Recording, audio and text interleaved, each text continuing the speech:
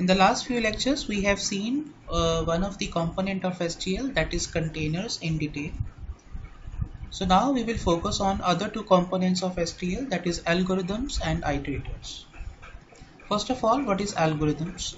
These are the functions that can be used generally across a variety of containers for processing of their contents. So algorithms are actually the predefined function templates which will help us to process the data which is available in the containers. Now, why they are coded? They are coded with some basic operations. The reason is no need to write the basic operations again and again, and the programmer can think on something good. So the basic operations will be coded with the help of algorithm, and we need to simply call the algo and the work will be done. STL provides us various standard algorithms to support more extended or complex operations.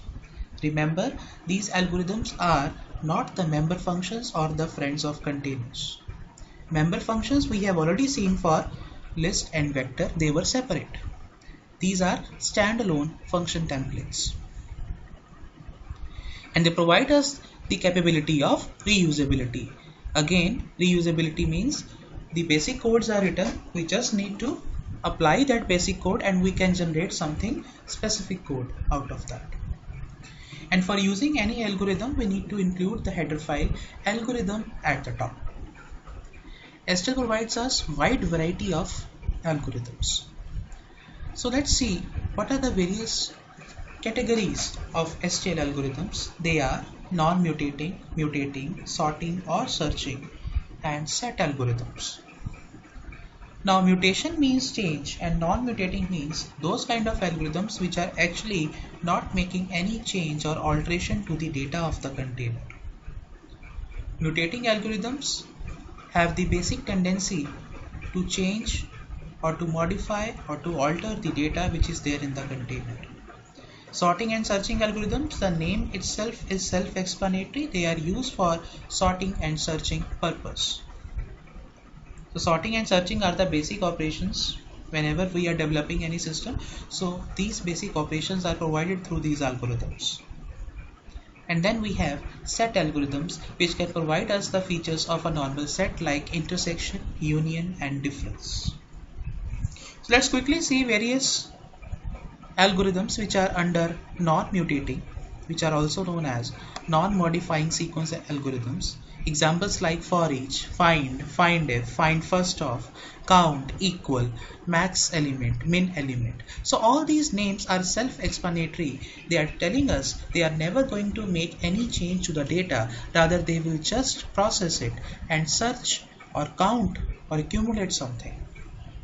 So they will just observe the data and then give the result. The next category of algorithms are mutating algorithms, which are also known as modifying sequence operations. Examples are like copy, move, swap, transform, replace, etc. So all these names telling us, yes, they have the tendency to change the data. So some alterations and modifications are possible through these kind of algorithms. The other names could be generate, remove, unique, reverse, rotate, shuffle. So all they have the tendency to bring some changes. Under sorting algorithms, we have various names like sort, stable sort, partial sort, is sorted until, and so on. So remember, all these are function templates and they have the basic properties of generic programming. Under searching, we have binary search algorithm, and we know what is binary search, which is a very useful search. So no need to code now binary search. We can simply use this algorithm by passing suitable parameters. Under set algorithms, we have set underscore union, intersection, difference, symmetric difference, and so on. Details of all these algorithms we can do. But right now we just need to know what are various categories of algorithms.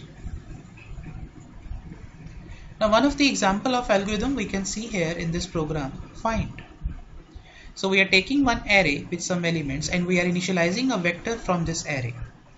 We are passing two arguments. One is the name of the array and the second is the last of this array. Now the last of the array is after 9 actually. That is why we are writing ARR plus 7.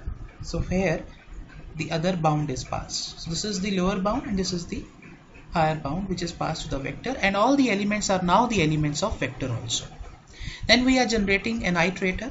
We are taking input for what we want to find, and what is the role of find algorithm? It will look for a particular key value in the given vector or in the given container. So find, the first thing is v.begin and then we have v.end. We all know what is end. End will always point towards the position after the last element. So after 9 it will point and key. So it will look for the key value in all the given vector, and if the key value is found it will return the reference to the iterator. Now we can check if iterator is not equal to v.end, it means our search has not gone up to the end. It means the element was found in between. We can say element or key found.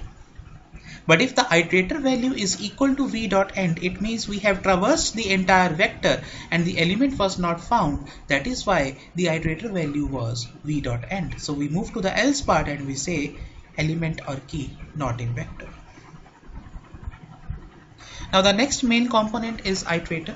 Iterator we all know, we have seen the working in case of vector and list. So iterators are pointer-like entities that are used to access individual elements in a container. They are just like pointers which can point towards the beginning of the container, and with the help of pointer arithmetic, normally plus, we can traverse all the elements of the container. And they will be traversed sequentially from element to element. Now we can see in this particular diagram, you can see begin and end are the useful member functions which are used with the containers, and they are mostly used with iterators only.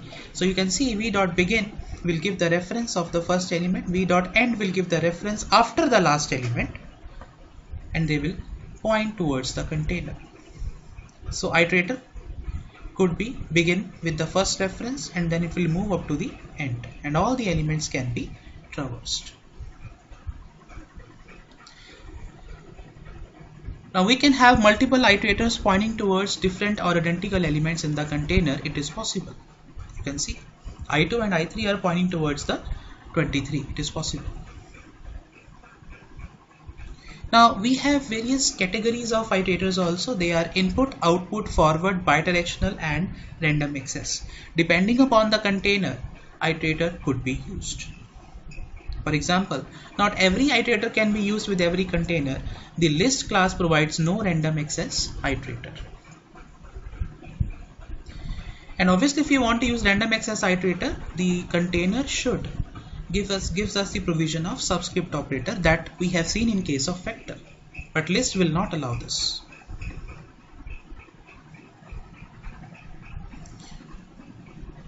Now forward is a combination of input and output.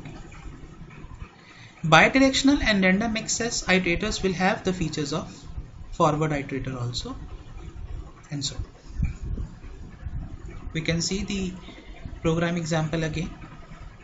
Iterator will have the beginning, we will move up to the end, and there is a pointer arithmetic of plus, and with the help of dereferencing operator we can access the elements of the vector, and this vector is also initialized through array. So all the elements 12, 3, 17 and 8 will be visible on the screen. Thank you.